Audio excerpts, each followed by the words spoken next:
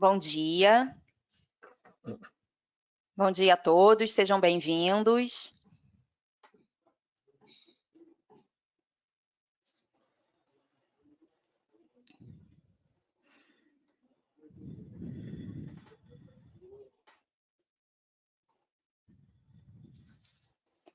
Bom dia a todos. Bom, sejam bem-vindos ao webinar organizado pela SIAM, pela Society for Industrial and Applied Mathematics, em parceria com a ACOCOMS e a INAGO.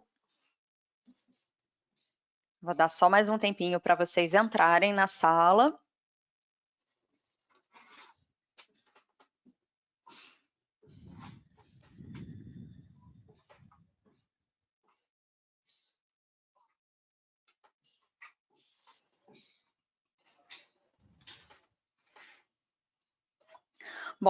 Bom dia. Vamos começar então com o nosso webinar. Mais uma vez, sejam todos muito bem-vindos. O objetivo de hoje, do nosso webinar, é tratar dos desafios na preparação de um artigo para publicação em revistas internacionais, com foco em pesquisadores no começo de suas carreiras. Meu nome é Júlia Rebuzzi, sou representante da editora SIAM aqui no Brasil e eu vou ser a moderadora da sessão de hoje.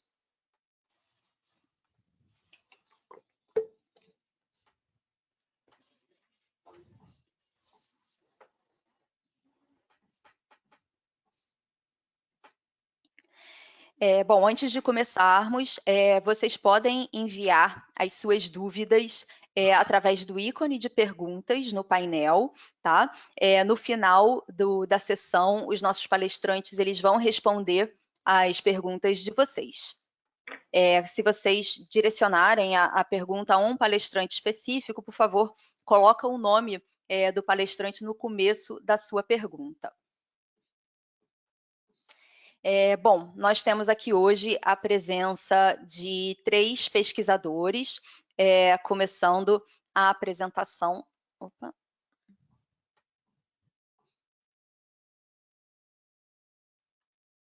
Começando a apresentação pelo doutor André Narbin, que é pesquisador do INPA. Ele possui graduação e mestrado em Engenharia Civil pela COP UFRJ e doutorado em Matemática pela Universidade de Nova York. Ele foi membro do corpo editorial da SIAM entre 2003 e 2005. Ele também recebeu, em 2006, a Ordem Nacional do Mérito Científico e tornou-se membro da Academia Brasileira de Ciências, é pesquisador titular do INPA e tem foco aí nessas áreas, principalmente na área de ondas, de matemática aplicada.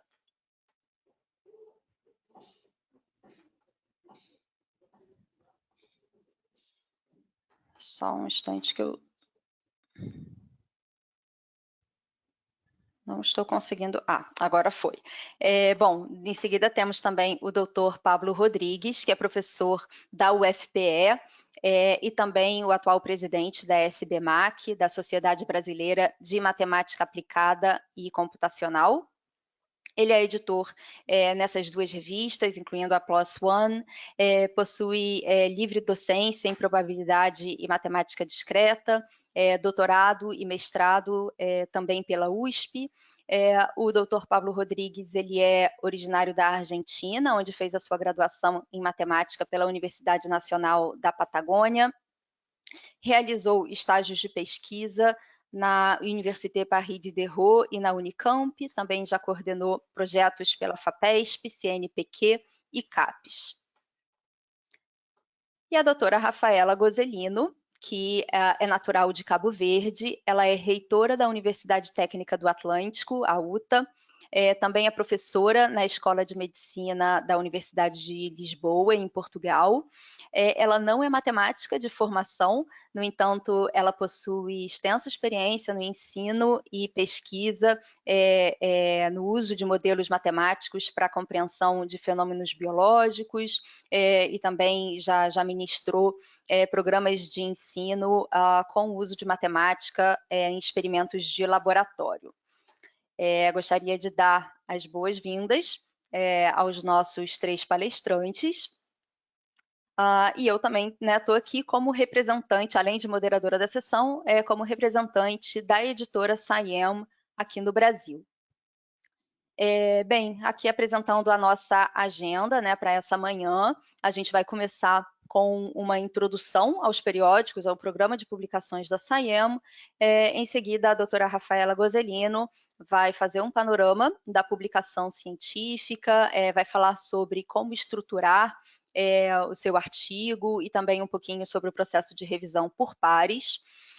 Em seguida, o Dr. André Narbin vai falar sobre a experiência dele como editor da SciEM, também vai dar algumas dicas de como escolher um journal para a submissão do seu artigo, e alguns pontos também de atenção no momento da submissão. E em seguida, a gente vai ter o Dr. Pablo Rodrigues, que vai também falar mais um pouquinho sobre o processo de revisão por pares, aí sob uma perspectiva do revisor e também do autor do artigo, e também vai apresentar os incentivos de pesquisa, os incentivos a pesquisadores iniciantes da SBMAC. Por fim, a gente vai ter a nossa sessão de dúvidas. Bom, então eu vou começar aqui, só dando uma breve introdução sobre a SciEM, a Sociedade de Matemática Aplicada e Industrial dos Estados Unidos. Ela foi fundada em 1951, é uma sociedade sem fins lucrativos. Eles publicam hoje, eles têm um programa de publicação com mais de 500 títulos de livros eletrônicos, 18 periódicos revisados por pares e também os arquivos desses periódicos, publicados desde 1951. A SciEM, como sociedade, ela possui cerca de 14 mil membros no mundo todo. Ela organiza conferências na área de matemática aplicada e hoje ela é a principal fonte de conhecimento para as comunidades de matemática aplicada e ciência computacional do mundo. Entre 2015 e 2022, 288 autores brasileiros publicaram nos journals da SciEM, e aí, alguns destaques aí para algumas instituições como o INPA, a USP, a Unicamp, a PUC-Rio, a URGS, como algumas instituições que tiveram um número um pouco mais robusto de autores. E aí também eu disponibilizei os links, porque na plataforma de acesso às publicações da SciEM, vocês também encontram um link com orientações para autores, sobre como preparar o periódico, como, enfim, a lista dos journals da SciEM e algumas outras dicas lá no momento em que vocês, aproveitando as dicas que a gente vai dar aqui no webinar, decidirem por submeter um paper para a SciEM. Bom, aí sobre os periódicos da SciEM, são 18 títulos no total, todos revisados por pares. 5 desses 18 títulos, eles estão ranqueados no top 20 por fator de impacto do Journal Citation Report na categoria de matemática aplicada. O SciEM Review tem sido o journal número 1 na categoria de matemática aplicada já há 11 anos. E aí também vale mencionar o último lançamento da editora, que é o CMODS, o SciEM Journal on Mathematics of Data Science, que é voltado para a área de matemática e ciência de dados. Bom, eu vou passar agora a palavra para a doutora Rafaela Gozzelino, para ela fazer a exposição dela. Só um instante.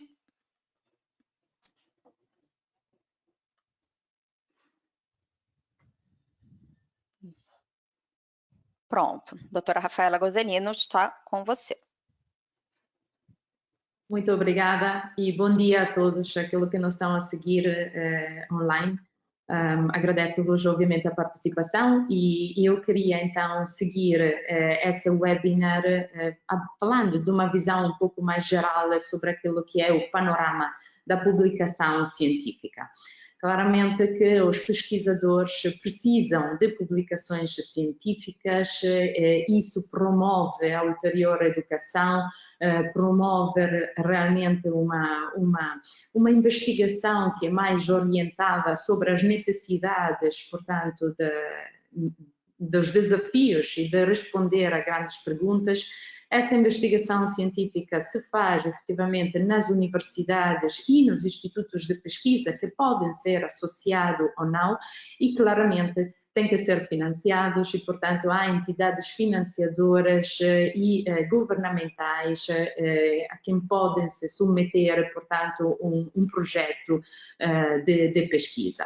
Claramente, para nós conseguir a nossa publicação científica, precisamos de tudo isso, porque nós publicamos uma pequena percentagem de todos os dados que estão a ser literalmente produzidos nos vários laboratórios de investigação, mas por isso, claramente, nós precisamos de muitos estudos para analisar há literaturas e, portanto, isso também nos baseamos nos estudos que já são publicados para também continuar as nossas pesquisas, adicionando maiores conhecimentos.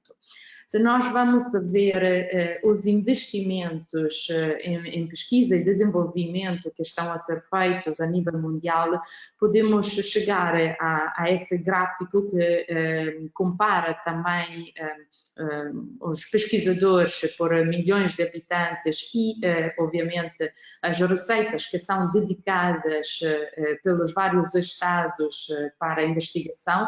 E vemos efetivamente onde se posiciona o Brasil, como aqui podem ver nesse gráfico, e podem também ter uma panorâmica mais geral sobre quais países efetivamente investem mais nas pesquisas e, portanto, promovem um desenvolvimento de pesquisa que é mais significativo em comparação a outros. Claramente, do Brasil, no que tem a ver a matemática, podemos chegar a esse gráfico onde se vêem as referências dos artigos por parâmetros que os pesquisadores são habituados a ser avaliados, como o índice H, e podemos realmente ver quais são as subáreas que são maioritariamente objeto de produção científica no Brasil, no setor, portanto, no campo da matemática. E, portanto, há estudos interessantes porque, efetivamente, vocês poderiam encontrar novos nichos para publicar, portanto, os vossos resultados, de acordo, obviamente, com as pesquisas que estão a ser feitas. Mas agora vamos saber o porquê os pesquisadores precisam de publicar. Precisam, obviamente, de ganhar uma reputação académica. Todos os pesquisadores têm que ser sempre aceitos pela comunidade científica em que estão inseridos, porque, obviamente, produzindo dados se consegue mais não só credibilidade a nível de pesquisa e visibilidade, mas também pode-se estender um networking que também é necessário para a obtenção de financiamento, mas claramente nós precisamos de publicar para compartilhar com outros investigadores os resultados da nossa pesquisa, acrescentando o conhecimento já existente e publicado. E isso é algo que realmente é fundamental, porque nós nunca começamos de zero as nossas pesquisas, mas são sempre baseadas em hipóteses formuladas sobre os resultados preliminares que são já existentes. Claramente precisamos também de publicar para também expandir os alcances do desenvolvimento em pesquisa, introduzindo novas inovações obviamente inovações, e promovendo, portanto, a nossa universidade e o nosso centro, que tudo tem a ganhar com os resultados publicados. Também podemos publicar, também aumentando o nosso e expandindo o nosso foco de pesquisa, mas também claramente é necessária a publicação para justificar os recursos que foram investidos nas pesquisas académicas. Nós temos sempre que responder perante as entidades financiadoras e obviamente que essa é a melhor maneira, a melhor forma de o fazer.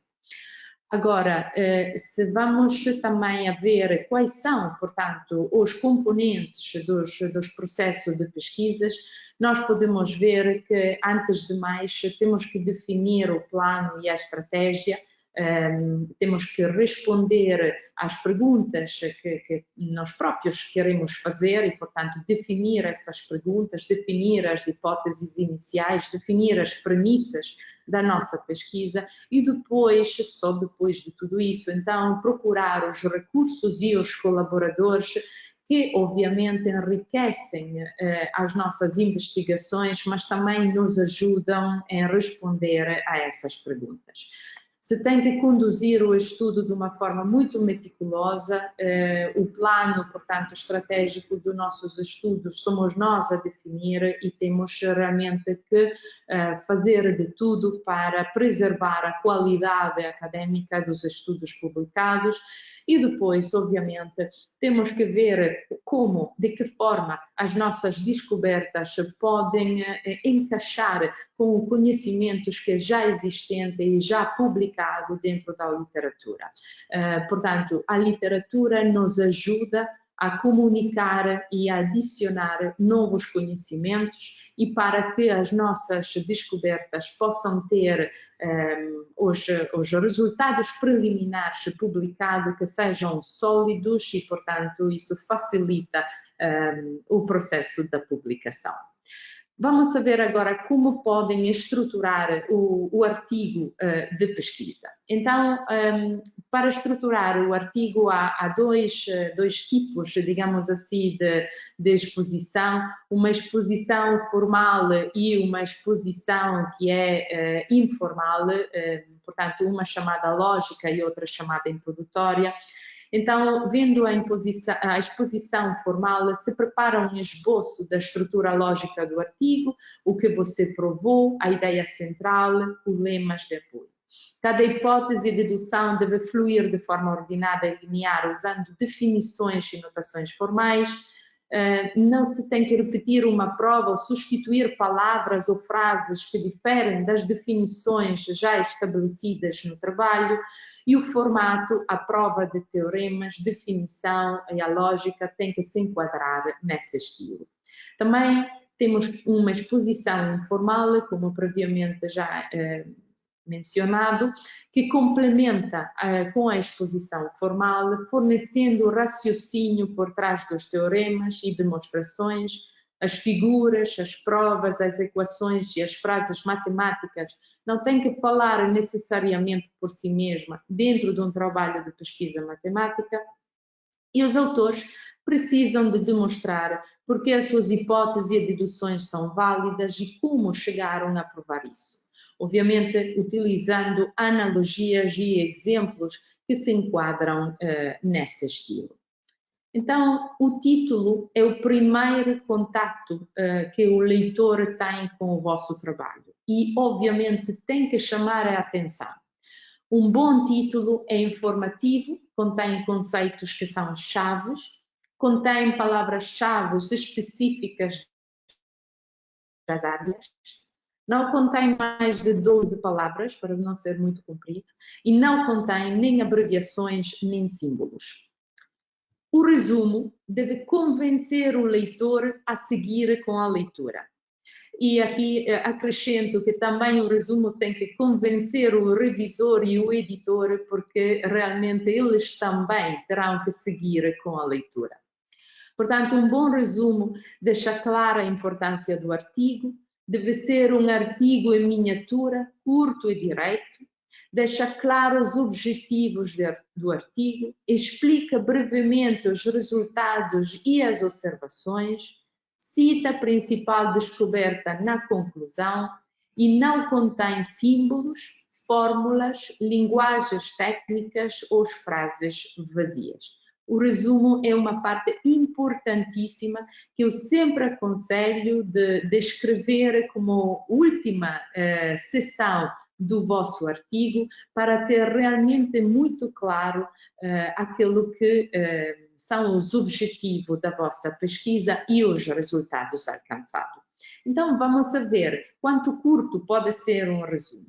Nesse exemplo, que aqui eu os mostro, vocês podem ver que o resumo não tem que ser algo que realmente ocupa muito tempo ao leitor para ler, mas é algo que é muito conciso e que captura a atenção, como foi feito nesse artigo já publicado.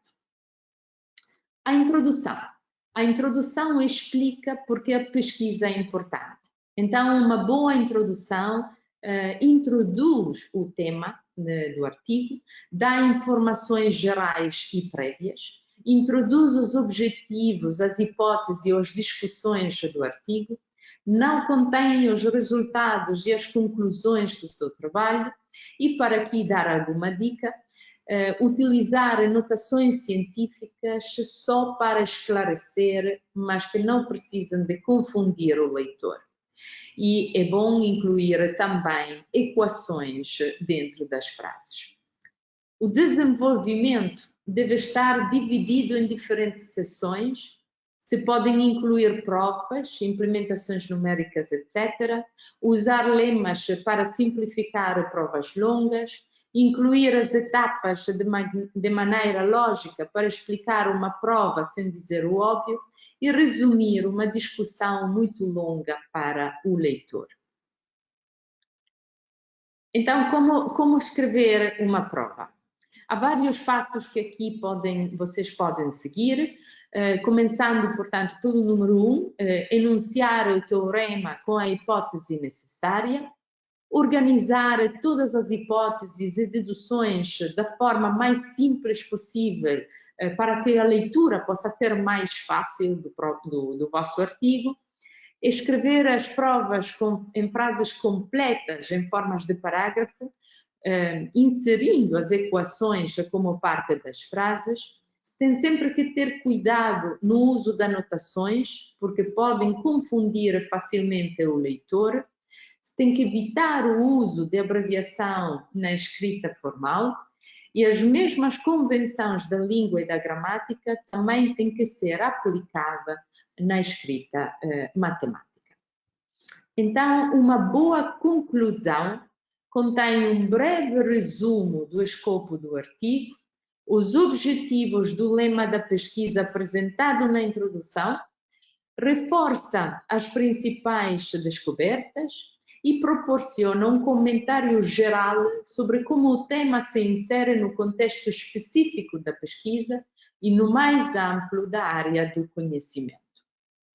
Temos também a oportunidade de inserir dentro do artigo de pesquisas apêndices e referências.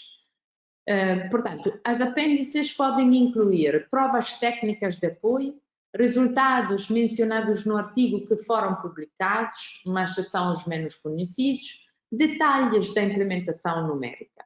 E as referências, que sempre se encontram no final do artigo, seguem sempre as recomendações do estilo da revista em que os nossos artigos são submetidos.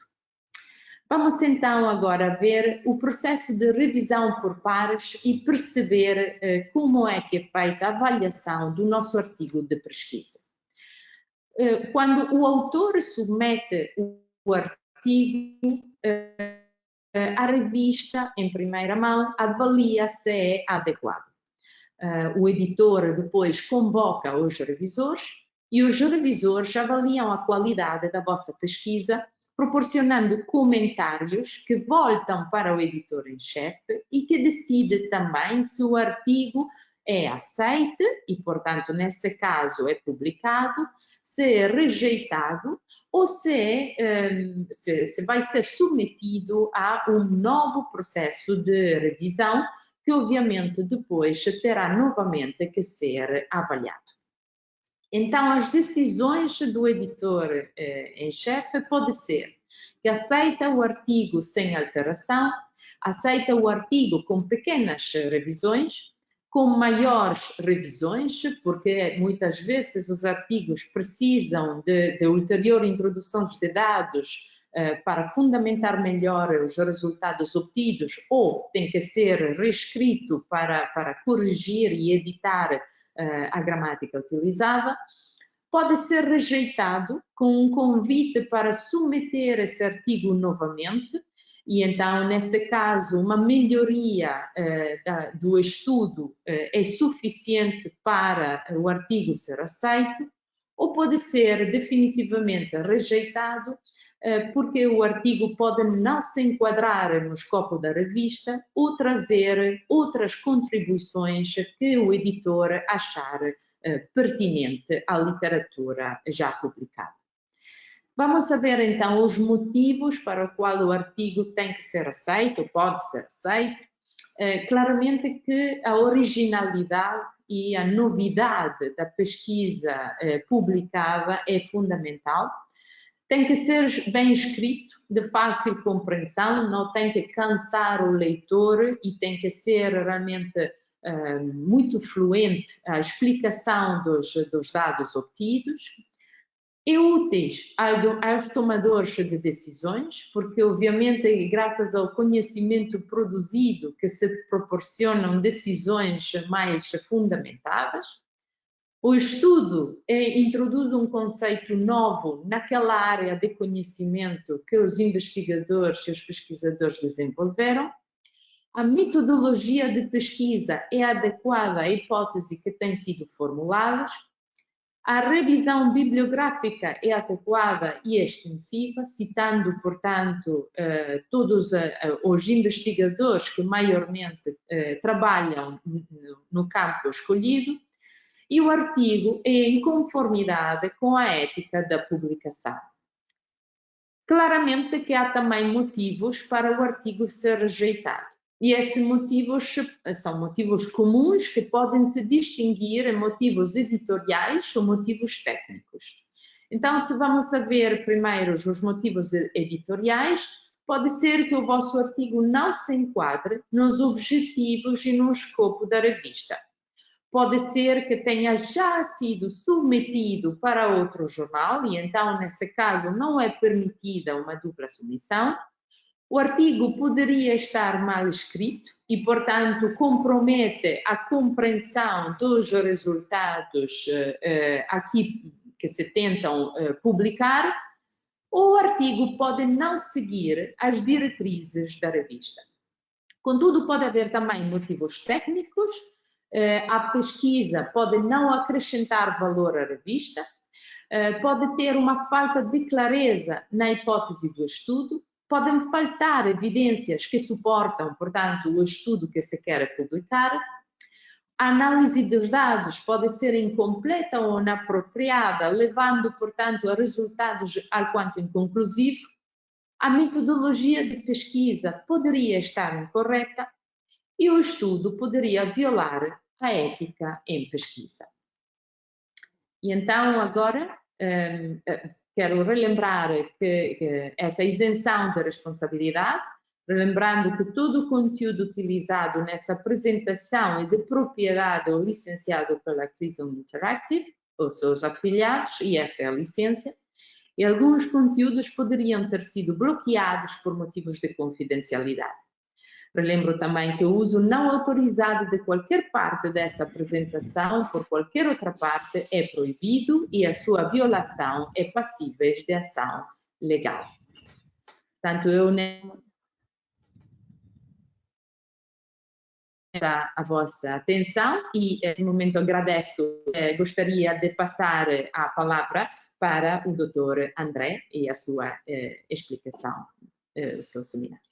Obrigada. Agora só um momento que vou.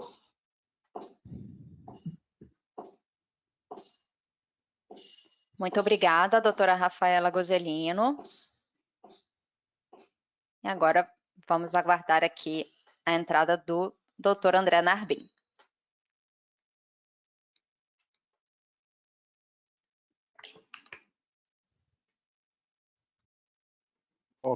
Olá, vocês podem ver a minha... Gostaria de conferir se vocês podem ver a minha tela ou não. Sim, a sua tela a gente já pode ver, só que não está na apresentação, André. É isso que eu estou vendo estranho, porque eu havia aberto ela e ela sumiu. Um minuto, por favor. Sim. Agora é possível ver? Isso, agora sim, obrigada. Tá, obrigado então. Obrigado, Júlia. Então, eu quero começar falando, né? Quer dizer, como a Júlia me apresentou, muito obrigado pela apresentação, Júlia, e aproveito também muitas coisas que a Rafaela falou. Vou relatar um pouco, vou falar algumas coisas. A primeira é sobre a minha experiência como membro do corpo editorial do Siam Journal on Applied Mathematics, que foi uma experiência muito boa e bastante duradoura. Fiquei 12 anos no corpo editorial e tive o grande prazer de conviver com dois editores-chefes. Então, eu vou falar três coisas aqui que está apresentado aqui, que é a minha experiência, vou falar também como eu vejo de como escolher um periódico para submeter o seu artigo e sobre o que prestar atenção. Então, como eu disse, eu tive um aprendizado muito grande nesse período no Siam Journal of Applied Math, que começou, em particular, com dois matemáticos aplicados excelentes e que me ajudaram muito no começo, em particular a professora Pam Cook, da Universidade de Delaware. E a gente aprende no Journal of Applied Math, sendo um jornal generalista, e talvez um dos primeiros, ou o primeiro, dessa bela coleção da SIAM, o que deve se tratar como matemática aplicada, em particular para esse jornal mais generalista, já que outros jornais, alguns são um pouco mais especializados. Então, a professora Pam Cook me dava orientação no começo, uma tarefa que a princípio quase que me preocupou, como eu vou fazer esse trabalho a contento. Depois com o professor Mike Mixes, que é de dinâmica dos fluidos, eu conversava muito. E uma questão importante era justamente como escolher revisores para os artigos, que era a minha tarefa, escolher 2 revisores para cada artigo submetido e analisar o trabalho dos revisores, se havia sido adequado e tudo mais. E muitas vezes o que é complicado é quando a gente tem que rejeitar o artigo. Então, escolhendo os revisores, eu conferia isso com a Pam e também com o Michael. Em geral, eu escolhia 2 revisores da seguinte forma: um que fosse mais especialista no tema e um outro que não fosse tão especialista, porque, afinal, a revista sendo generalista, a gente quer ter um público maior que se interesse pelo artigo. Dessa forma, eu sempre escolhia 2 revisores, tendo isso em mente, e, quando possível, também, independente de quem era o especialista, não, um revisor mais experiente, que muitas vezes é difícil, porque quanto mais experiência, mais sênior, o professor mais ocupado ele é, e um jovem experiente, que em geral tem mais energia e muitas vezes vê alguns detalhes. Então isso era muito bom e funcionou muito bem ao longo dos anos. Outra coisa complicada era quando eu tinha que rejeitar um artigo, antes até de enviar para um revisor, eu já falava, não sei para que eu vou mandar, e a professora Pam Cook, no começo, me dava conselhos muito bons e dizia: André, se você acha que deve ser recusado, recuse, mas faça um parecer, quer dizer, que eu não fazia uma revisão completa como uma revisão, mas fazia uma revisão que era o suficiente para recusar o artigo, mas de uma forma construtiva e, se possível, isso funcionava muito bem, se possível, faça uma recomendação de um outro periódico, quem sabe um pouco mais especializado, né? Muitas vezes, para esse jornal, havia um artigo que era um estudo de caso, uma coisa, né, um case study, como fala em inglês, muito restrito. Então, eu recomendava uma revista mais especializada ou de outra área, onde o artigo poderia se encaixar. E mesmo eu não tendo certeza, era sempre uma maneira bem-vinda de ser construtivo com os autores. E, inclusive, 2 vezes, eu me orgulho disso, 2 vezes, seguindo os conselhos da professora Pam Cook, eu recebi e-mail 2 vezes de autores agradecendo a minha mensagem, rejeitando o artigo, mas dando direções para isso. Então, a minha experiência como editor da SAEM foi muito boa, inclusive na construção do meu olhar para o que é matemática aplicada de alta qualidade internacional. Como escolher um periódico para submeter, né, o seu trabalho? É uma coisa muito querida, muito próxima do coração, ainda mais quando a gente está começando a carreira, é muito importante e algumas vezes doloroso até receber a revisão de que pede uma revisão grande, mas você vê que está, quer dizer, para o experiente, você vê que o artigo está bem encaminhado e quando a gente é jovem fala, nossa, quanta pergunta, o que eu faço e tudo mais. Então, o meu conselho é o seguinte, desde sempre, comigo mesmo, com meus alunos. Primeiro é pensar no melhor journal possível dentro do meu tema de pesquisa. Né? Como já foi dito pela professora Rafaela, a gente quer se colocar num grupo de uma área de pesquisa, ter, né, respeito pelo nosso trabalho, é muito prazeroso também, então tem que escolher o melhor journal possível dentro do tema. Mas é claro que é também muito importante ver se vai encaixar, se vai ser bem aceito, e muitas vezes por razões que, se o journal é muito especializado, ou ao contrário, é muito generalista, nosso trabalho é meio especializado e técnico para aquele assunto.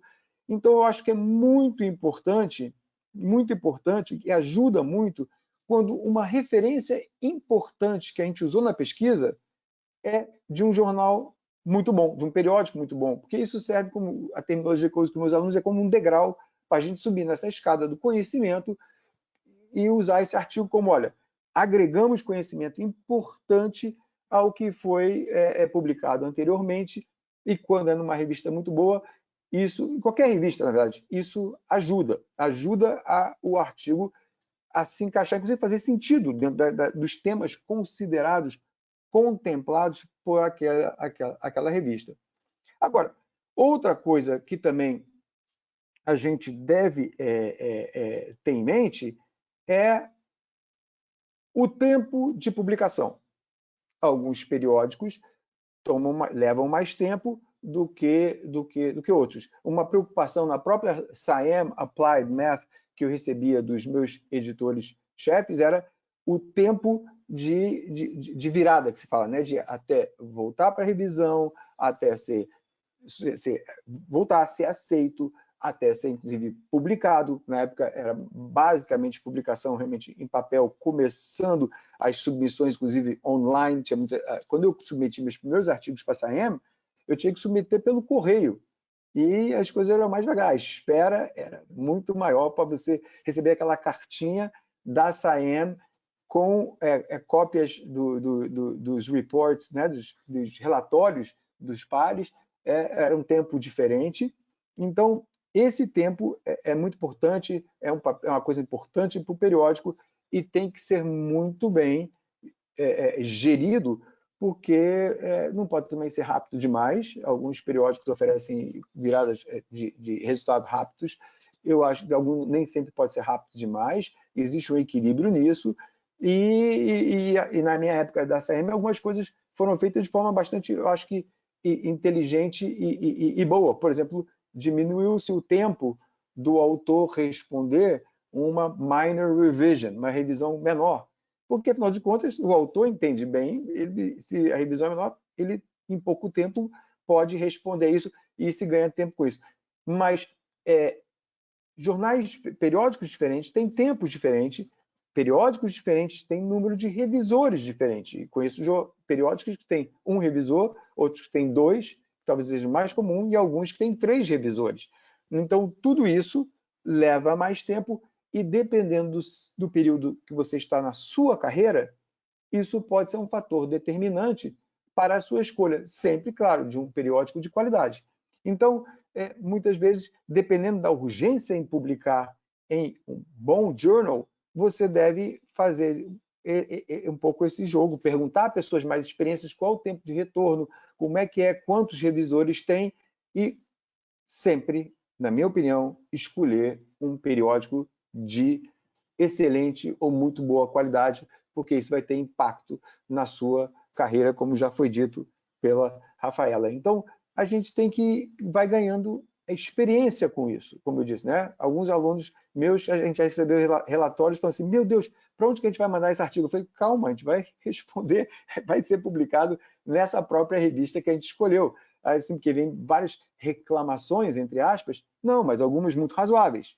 Algumas vezes, não são razoáveis e tem que se ter experiência para ser, ao mesmo tempo, firme e educado. Não criar caso com o revisor. Isso, em geral, é um mau caminho de entrar numa queda de braço pela queda de braço com um par, com um revisor. Não.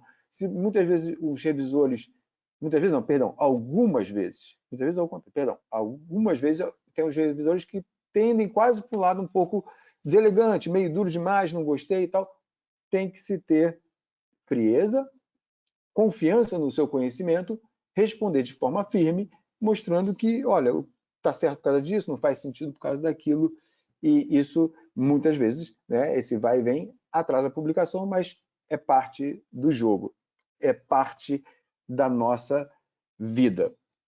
Né? Uma outra coisa que eu acho bastante importante aqui no Brasil, principalmente, e como a gente está falando de SAEM, está falando de matemática aplicada, e eu sou um matemático aplicado, tem que se escolher também a revista pensando em outras coisas. Por exemplo, aqui no Brasil nós temos é importante tentar competir, ter demanda para bolsas de produtividade CNPq, por exemplo. As regras do CNPq andaram variando ao longo dos anos, um pouco demais, na minha opinião, e com alguns equívocos também na minha opinião. Então, uma atenção especial que eu chamo para os mais jovens é o seguinte: hoje em dia, tem uma regra que faz uso de um banco de dados de periódicos na sua avaliação CNPq. Não é mais o Qualis, que ajudava a gente ter uma ideia. O Qualis não é perfeito, nada é perfeito, eu não tenho uma receita perfeita. Mas agora se usa um índice da SciMego, que é uma publicação de índices de revistas associado a Scopus da Elsevier.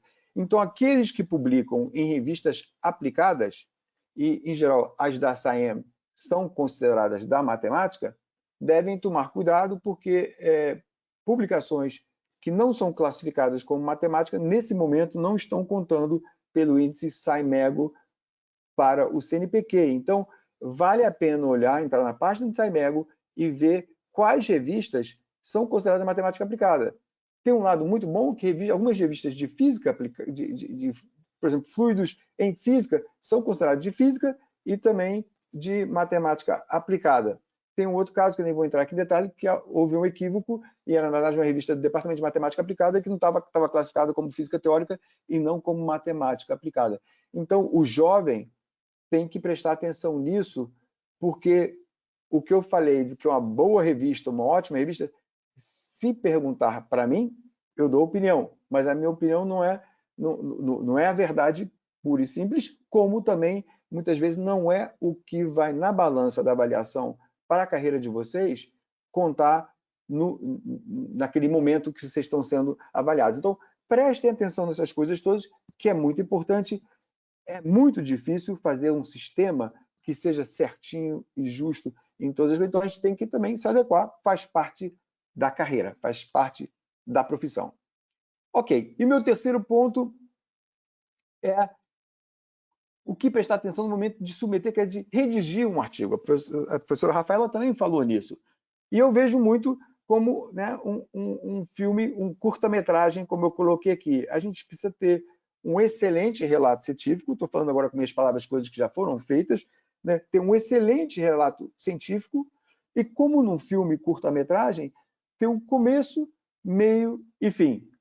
Né? Em filmes, muitas vezes, você faz um roteiro que é invertido, você já vê, se é um filme policial, você já vê o crime no começo e tal, e vai botando. No artigo, a professora Rafaela falou isso, o contar da história tem que ser mais linear, tem que se começar logo com impacto para prender a atenção do leitor. O meu orientador, no meu primeiro artigo que eu escrevi, e talvez seja uma coisa um pouco latina, eu falava demais na introdução, antes de falar do nosso resultado, ele falava, o revisor, quando chegar no nosso resultado, já vai estar dormindo. Então, eu tive que aprender a escrever artigos e dar logo o aviso de que a contribuição é boa, na minha opinião, esperando que o revisor e o público achassem o mesmo. Então, é muito importante ter esse roteiro.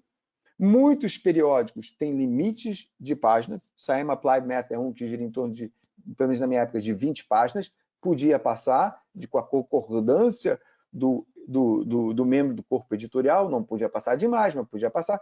Então, você tem que, naquele número de páginas, contar uma história que tem motivação, tem contribuição e tem a conclusão que mostra que, olha, pode ser que a história não tenha acabado aqui. Esse trabalho é tão bom que tem desdobramentos. E esses desdobramentos, eu penso, talvez, fazer alguns são planos futuros e tudo mais. Isso faz um artigo ser muito bom. E eu tento, até nos meus cursos aqui do IMPA de doutorado, começar a exercitar isso, muitas vezes dando um artigo para um aluno ler e dando 3 ou 5 páginas para ele me contar o ingrediente do curso que está no artigo com começo, meio e fim. Porque não é fácil. Eu mesmo me enrolei. E a mesma coisa quando a gente vai dar um seminário, ter essa história que é o começo, o meio e o fim. Isso, como a professora Rafaela falou, cativa o leitor. Na hora que você cativa o leitor e você facilita a leitura, quando a leitura é difícil, não, tem que vir para cá, tem que ir lá, a equação aqui, isso joga contra. Facilitar, sem ser coisas óbvias, mas facilitar a leitura é muito, muito importante. Tá?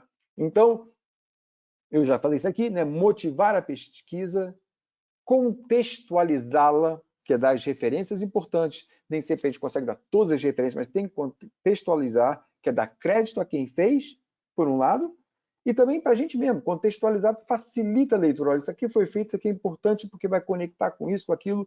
Isso é muito importante e mostra a importância do nosso trabalho, do seu trabalho, naquela área e para aquela revista, tá bom? Então, o começo do filme e agora o começo do fim é a motivação da pesquisa, que mostra a importância. O meio é o coração, é onde a gente desenvolve o trabalho e nem sempre precisa mostrar todos os detalhes. Saber encontrar os pontos-chave de passagem é um ótimo exercício, inclusive mostra o domínio do assunto quando você não perde tempo abrindo uma conta que não é de tanta importância, e que parece que está enchendo linguiça, e na expressão que a gente usa, não. Saber os pontos cardeais, os pontos de passagem importantes, mostra o domínio do assunto e facilita a leitura do revisor ou de quem estiver interessado no nosso artigo. Então, temos o começo do filme, o meio do filme e, como eu falei, o fim, que é fechar o relato, enfatizando a importância do que foi mostrado, e é muito bom, nem sempre é fundamental, mas é muito bom mostrar possíveis desdobramentos que façam sentido e que vão enriquecer aquele assunto. Então é isso. Muito obrigado pela atenção de vocês. Eu acho que eu falei mais ou menos dentro do meu tempo e agora vou passar a passagem então para o professor Pablo Rodrigues. Mais uma vez, obrigado pela atenção de vocês. E presenter. Opa, perdão, não estou encontrando aqui. Muito obrigada, André Narbin. Eu acho que eu consigo te ajudar. Deixa eu ver aqui se eu Apareceu consigo. aqui, achei. Apareceu, Agora vai. ótimo. Eu, por alguma razão, não tinha visto o nome. Ok, desculpa aí. Maravilha. Tá bom. Bem-vindo, Pablo Rodrigues. Então, vamos agora, já vemos sua tela. Muito obrigado. Bom, muito obrigado, Júlia, pela apresentação. E obrigado aos professores Rafaela e André pelas suas falas. Eu vou complementar um pouquinho o que foi dito até aqui, desde o ponto de vista da revisão por pares. Então, eu só vou fechar uma janela aqui que está tampando minha... Vamos ver como que eu faço aqui. Tapando minha apresentação. Espero depois conseguir voltar. Só um momento, não.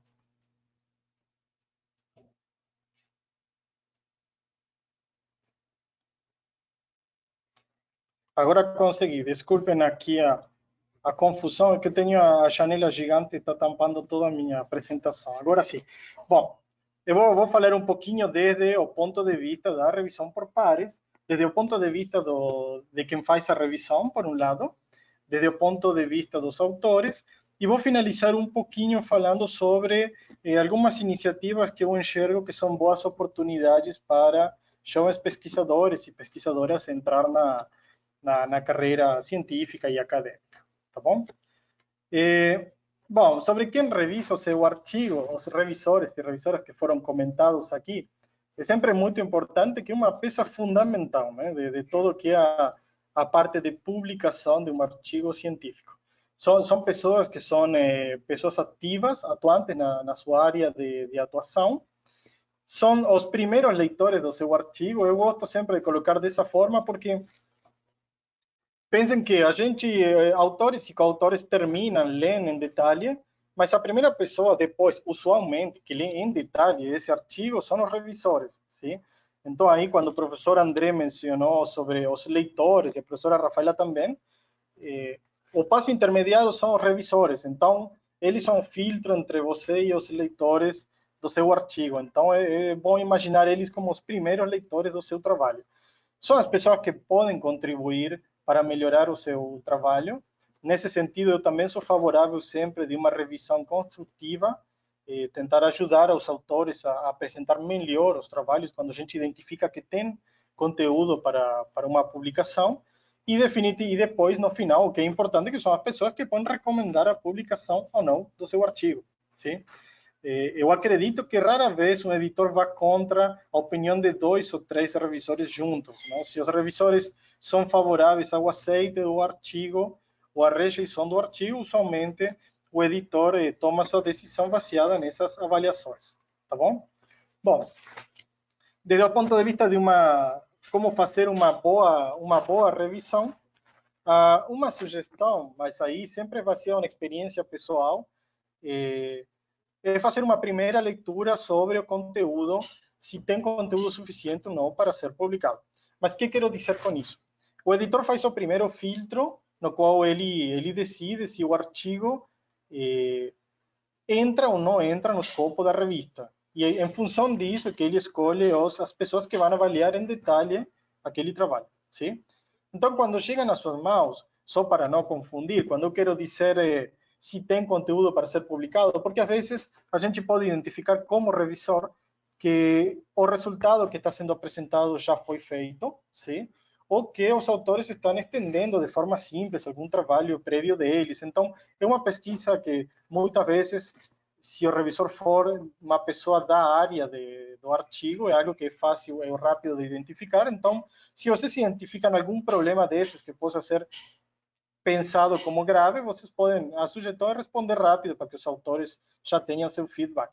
Mas, se vocês acreditam que aí tem o conteúdo para ser publicado, então aí entra na dedicação para fazer uma revisão bem detalhada.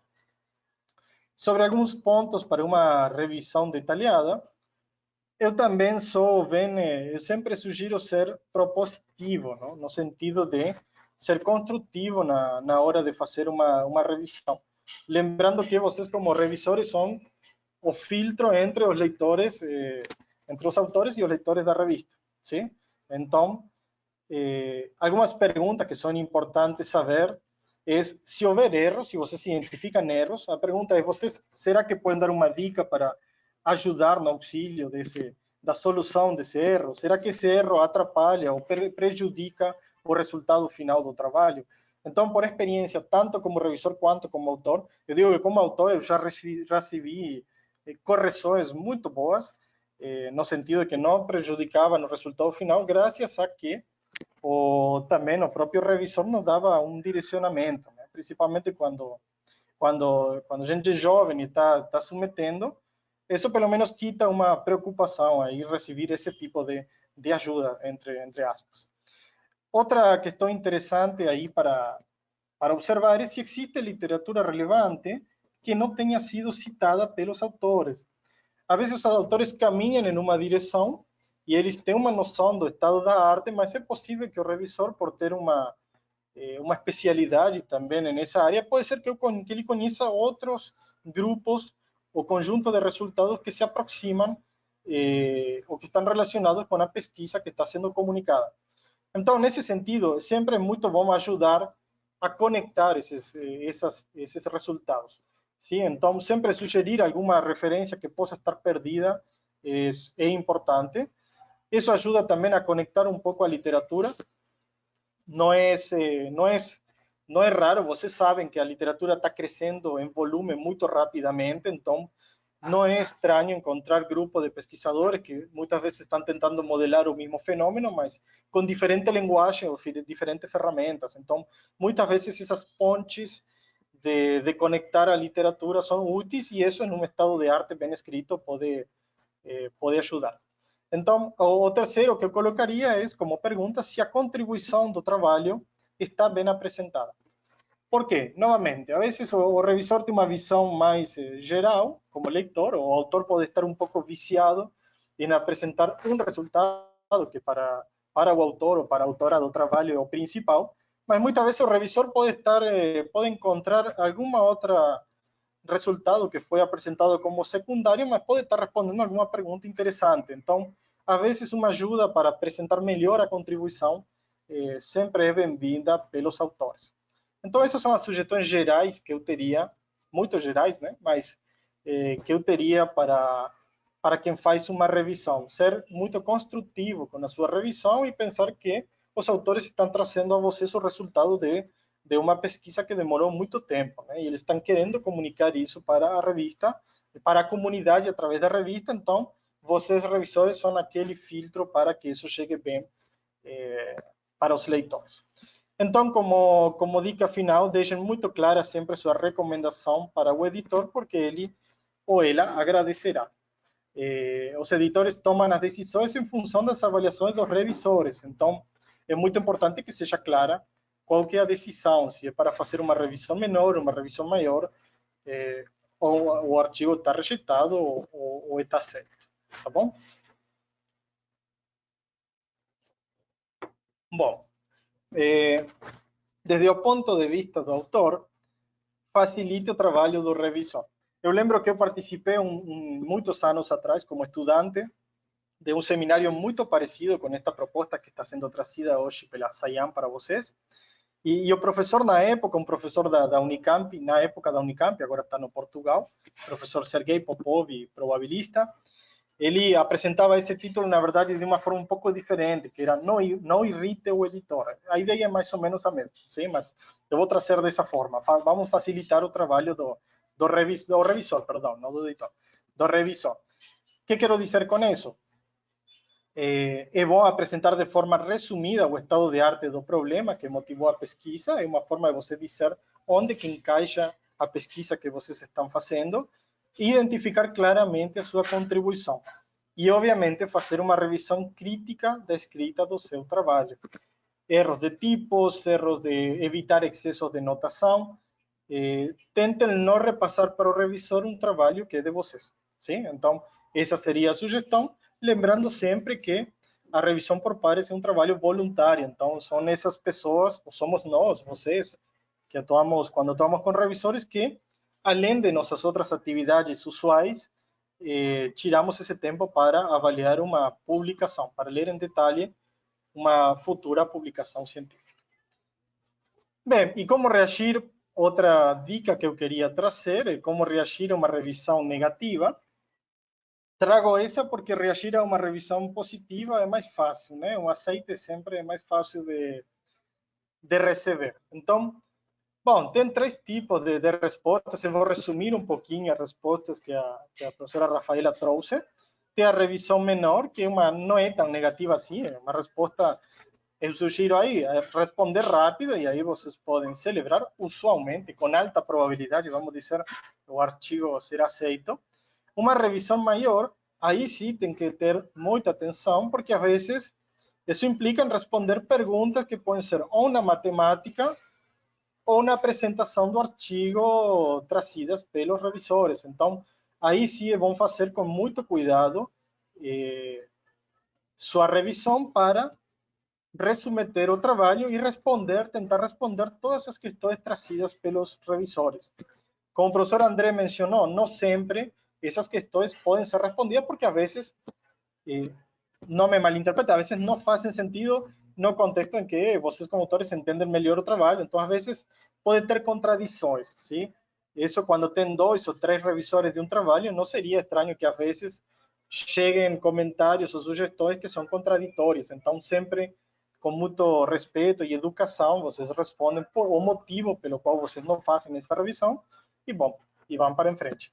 E em caso de rejeição, bom, corrigir os erros, se forem marcados erros, e submeter novamente para outro artigo, sem fazer muito, sem se estressar muito. Usualmente, quando as revisões são construtivas, até na rejeição, vocês encontram dicas muito importantes para melhorar seu trabalho. E aí eu tenho que destacar também as revisões das revistas da CEIAM, são excelentes nesse sentido. Eu já tive artigos de CEIAM revisados por 3 revisores, que foram um artigo que foi rejeitado e foram excelentes sugestões que melhoraram o trabalho. Então, sempre, enfim, sempre é bom atender de forma positiva a resposta das pessoas que estão revisando o seu trabalho. Bom, finalmente, algumas dicas, se forem sugeridas revisões menores, esse não é momento para reescrever o artigo, sim, eu já cometi esse erro, não é o momento para reescrever o artigo, então atendam as revisões que foram pedidas. Se forem refazer, adicionar resultados ou refazer parte do artigo, pensem que isso é praticamente levar o artigo a uma nova rodada de revisão, sim? Que pode ter tempos mais longos ou, em alguns casos, pode levar à rejeição, tá bom? E, finalmente, por mais negativa que seja a resposta, não a levem para o lado pessoal. Pensem sempre que é uma pessoa ou 2 pessoas que estão opinando sobre o artigo, não é a comunidade.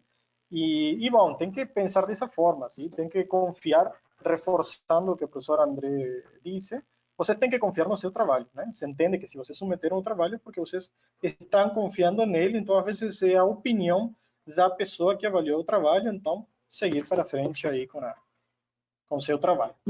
E agora, em 2 minutinhos, vou tentar resumir um pouquinho algumas iniciativas que têm a ver com as atividades da Sociedade Brasileira de Matemática Aplicada e Computacional, que é a sociedade que eu presido atualmente, que dá espaço para os jovens pesquisadores. Eu vou comentar um pouquinho como é esse espaço. Bom, nós temos o Congresso Nacional, que é o CNMAC, que é organizado em uma semana e reúne em torno de 800 pessoas. Tem muitas atividades nesse evento, que é o evento anual, um dos maiores da América Latina, da área. Mas o que queria destacar é que as comunicações orais e sessões de pôsteres são trabalhos que são submetidos sempre para alguma destas 14 sessões técnicas. E aqui é onde começa o que eu chamo a escola de revisão. Eu vejo como uma escola de revisão para muitos jovens. Porque aqui, vocês pensam que aqui nós temos que encontrar pelo menos 14 editores para cada uma dessas sessões. Cada editor encontra seu grupo de editores associados. E depois são convidados revisores, muitas vezes 1 ou 2 revisores por cada trabalho submetido.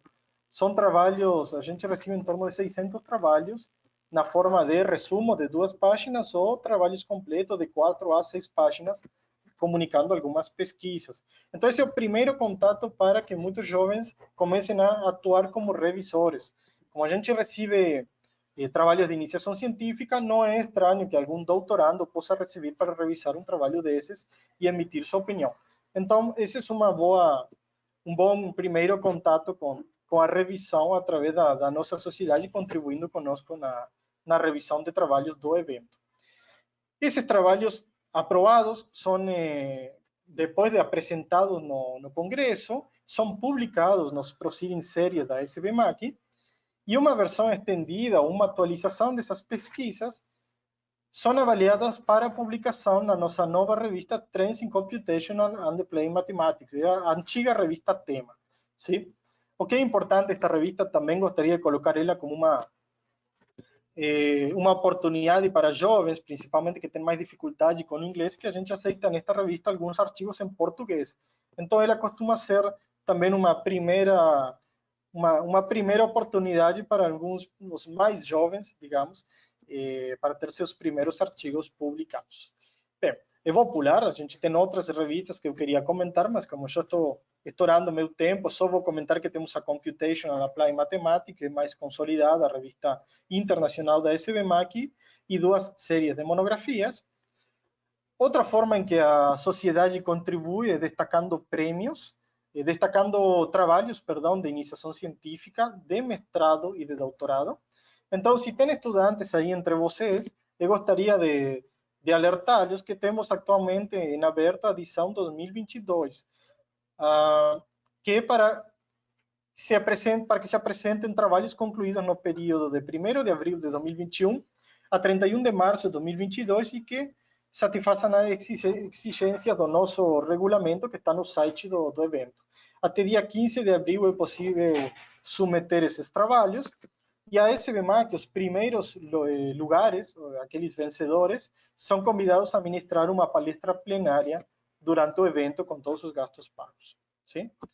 Finalmente, outra forma de se aproximar à sociedade é através de comitês temáticos. Esta é uma oportunidade para que os jovens entrem em contato com pessoas mais experientes em torno de alguns assuntos de interesse comum.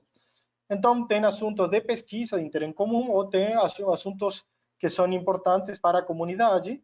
E vou ter aqui, vou trazer para mencionar um dos nossos comitês, que é Mulheres na Matemática Aplicada e Computacional. Aqui tem o link, um dos comitês mais ativos que a gente tem no momento. No link que tenho aqui embaixo, vocês têm os outros. E o mais importante agora é que não precisa ser associado para se aproximar de um comitê temático. Se tiver interesse, tem alguma pesquisadora ou aluna interessada em se aproximar do comitê temático, é só entrar em contato com as coordenadoras ou com algum outro comitê temático através do nosso site e poderão começar a se envolver nas nossas atividades desses comitês e da sociedade. E então era isso. Acho que eu sim estourei meu tempo, peço desculpas, mas agradeço pela atenção. Muito obrigado aí a vocês. Muito obrigada, Dr. Pablo Rodrigues. Você pode voltar, por favor, o controle aqui para mim, né, de apresentação. Estou procurando, só aqui, estou indo.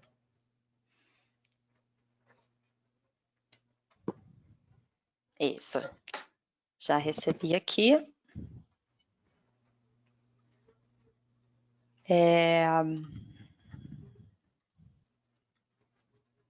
Bem, eu vou convidar então os palestrantes, né, para novamente aparecerem em vídeo. E muito obrigada, né, também agradecer aos nossos palestrantes, ao Dr. André Narbin, ao Dr. Pablo Rodrigues, à doutora Rafaela Bozelino, pela exposição de vocês. Bom, a sessão de perguntas, né, ela está aberta, na verdade ela esteve aberta ao longo de todo o webinar, no balãozinho com um ponto de interrogação que vocês veem aí no painel.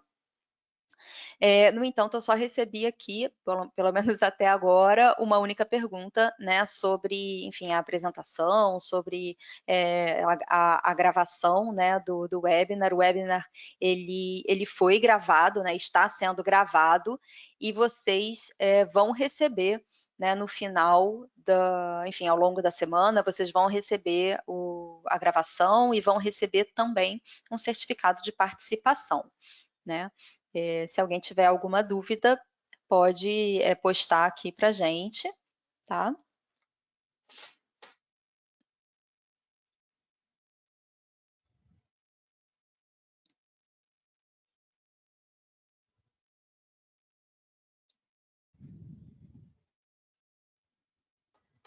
Me parece que...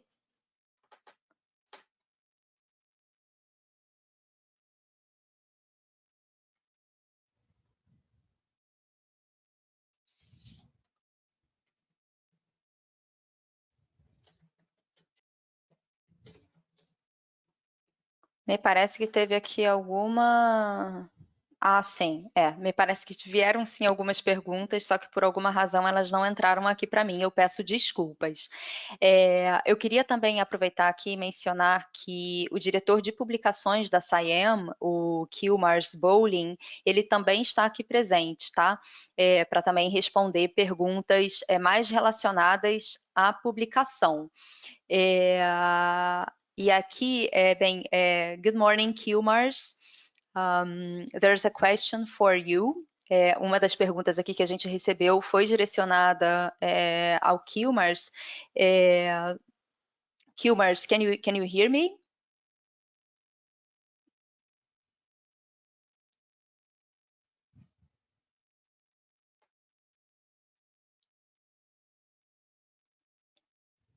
Bom, não estou com certeza se ele consegue.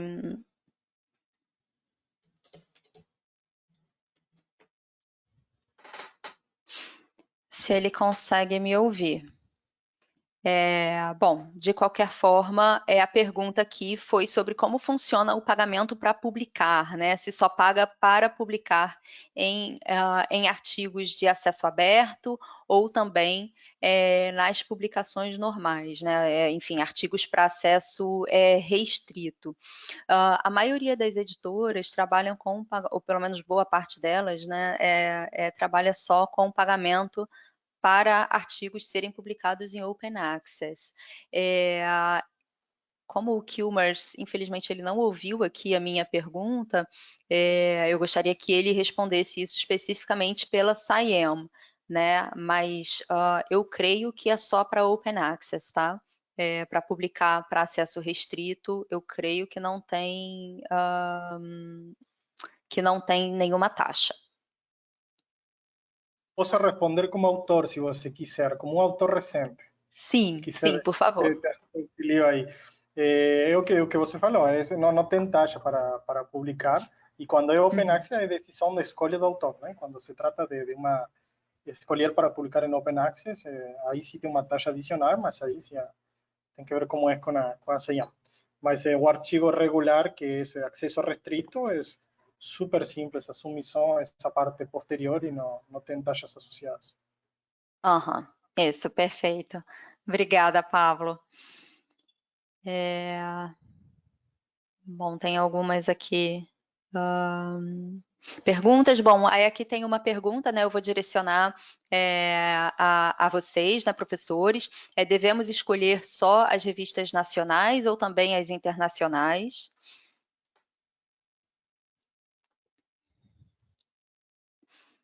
É para quem essa?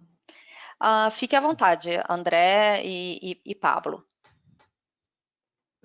Bem, vou dar aqui falar um pouquinho, depois eu passo uma palavra. Eu acho que tem que escolher em termos de qualidade aqui, né? Pode ser nacional, como pode ser internacional, e também, de novo, com o assunto, com artigos, que são as referências principais do seu trabalho, e também, dependendo de qual o seu próximo passo, se vai ser avaliado por CNPq, se vai ser avaliado dentro do departamento, ver qual que vai ter mais impacto para a sua promoção pessoal, tanto no sentido estrito da palavra promoção, como no sentido que a Rafaela falou, de promoção dentro de um meio de pesquisa, né? Que é uma promoção no sentido mais amplo. Não sei se Pablo ou Rafaela querem complementar. Muito obrigada, professor André. Efetivamente, eu sempre aconselho em ter os trabalhos quanto mais abrangentes possíveis, porque assim ficam lidos por um número maior de pessoas e, portanto, sem prejuízo para a publicação nacional, porque é bom também que o nosso país nos veja como pesquisadores de referência no tema a ser publicado, mas também é verdade que, pensando futuramente a longo prazo para a nossa carreira profissional e para o alcance das pesquisas que nós queremos dar, uma revista internacional sempre nos pode projetar em outros níveis e poder abrir um leque de oportunidade que também poderia, por vezes, se não se restrito ao nosso país.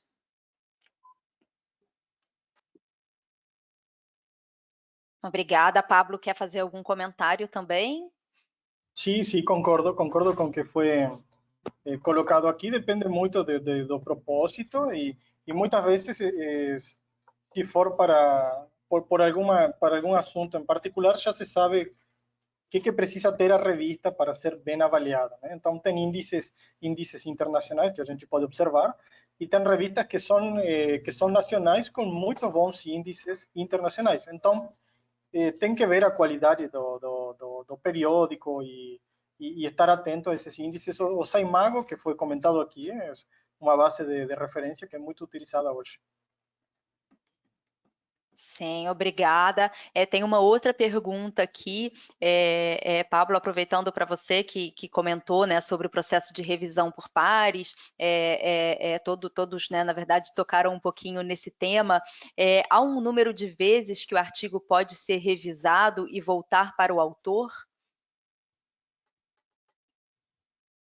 Acredito que tantas quantas o editor permita.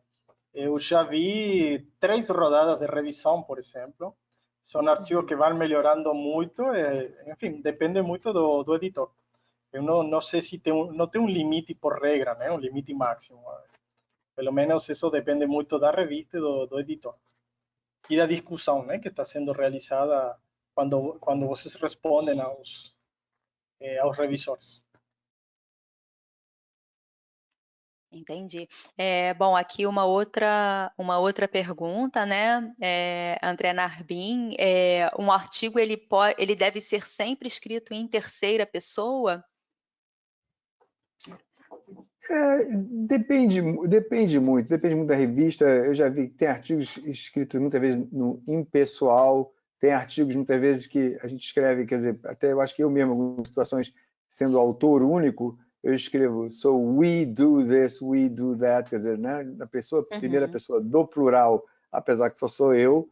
Então, depende muito. Na verdade, eu acho que, no meu entendimento, mais do que pessoa você escreve, a clareza, o impacto das suas descobertas e tudo mais, dos seus resultados, vale muito. Agora, eu acho que, eu, em particular, não sei a opinião do Rafael e da Rafaela e do Pablo, eu acho que já vi artigos muito bons escritos no impessoal, como também na primeira pessoa do plural, sendo uma pessoa só, várias pessoas, e isso a mim não me afeta em nada. Entendi. Rafaela, Pablo, gostariam também de dar a experiência de vocês, né, sobre esse tema?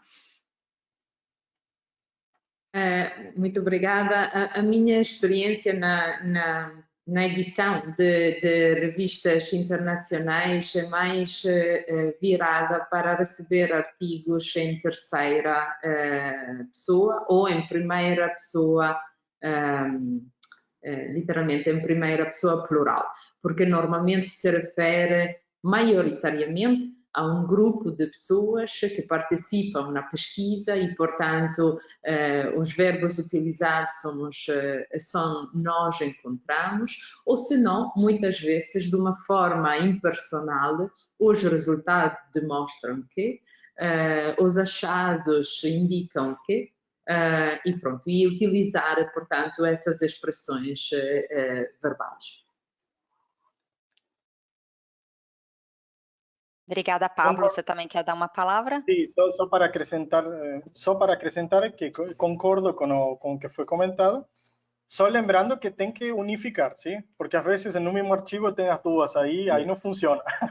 Então é importante que vocês escolham qual caminho se mantém. Lembrem aquela coisa de não irritar o referido, de facilitar a vida do revisor. Escolha com quem você está falando, né? Seja coerente no artigo inteiro. Exato. E aqui temos uma última pergunta. Se meu artigo já foi publicado em uma revista, eu posso enviar para outra mais específica para publicar?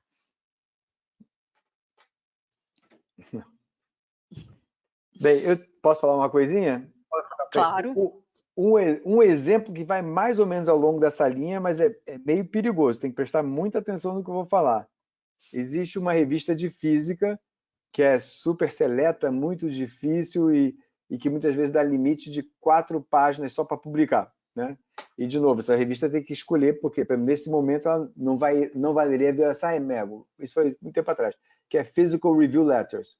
Se o artigo meu de matemática aplicada tem um resultado muito bacana, que eu achei bacana, de física, e também tem questões de matemática, no caso eram equações diferenciais parciais, Na Physical Review Letters, e agora vou usar aqui um coloquial, eu extraí o suco mais físico, os resultados mais físicos para publicar nessa revista de 4 páginas, falando muito pouco, só com palavras e poucas equações, o que é da matemática, e eu vou falar detalhes, will be published elsewhere, blá, blá, blá, até porque a Physical Review Letters exige que o primeiro resultado original seja publicado lá. Então, esse é um caso mais ou menos assim, mas mais específica, tem que tomar cuidado com essa palavra mais específica. Eu não posso publicar uma coisa muito parecida. Inclusive, hoje em dia existe software, a própria SAEM, eu aprendi nos meus últimos anos de editor, no corpo editorial da SAEM, que existe uma máquina, um programa que é para verificar plágio. E eu descobri a palavra que eu não conhecia até então, que é autoplágio.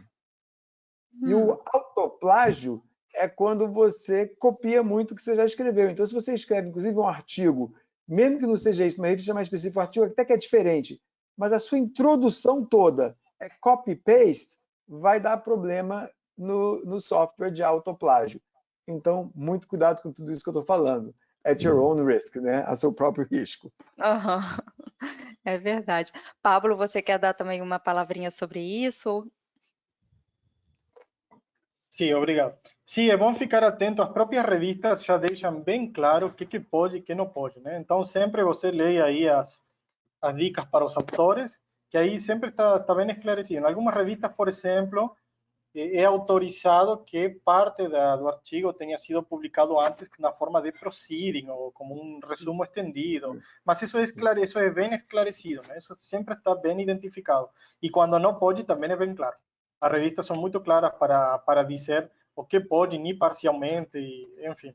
E depois, como terceiro, se você ainda continua insistindo, tem o software aí que barra, em algum momento vai reconhecer que aí o problema é esse, né? Que a gente tem que estar reinventando as introduções o tempo todo quando você continua trabalhando numa linha, né? Mas é isso. Acho que tem que estar muito atentos às recomendações aos autores, as orientações aos autores nas próprias revistas onde vocês vão publicar. Entendi. Bom, muito obrigada. Eu vou só finalizar aqui com um comentário que eu gostei aqui de ler, do Luan Soares de Souza. Ele parabenizou, né, todos os organizadores, os professores, né, que estão aqui presentes no evento. Disse que é uma ótima iniciativa, uma ótima exposição.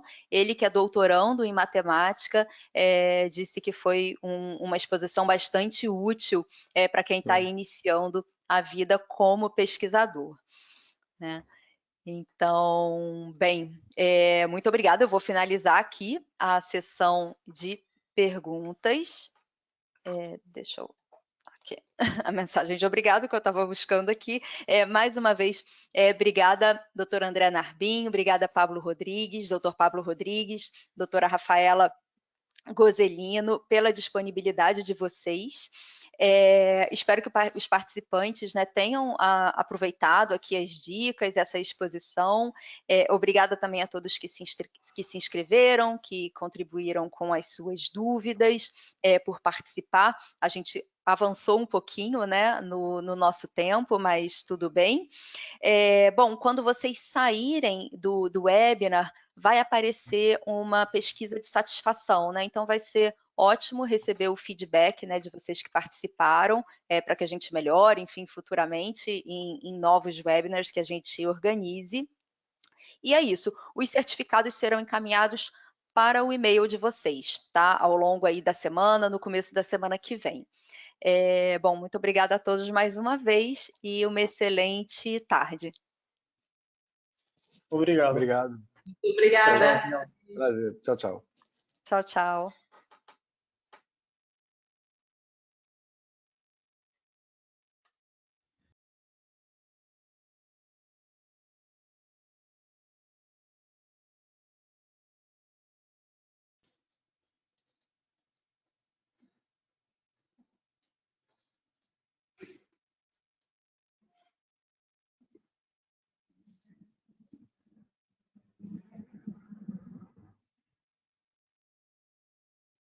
Tchau, tchau, Rafaela. Um prazer. Até a próxima. Um prazer. Adiós.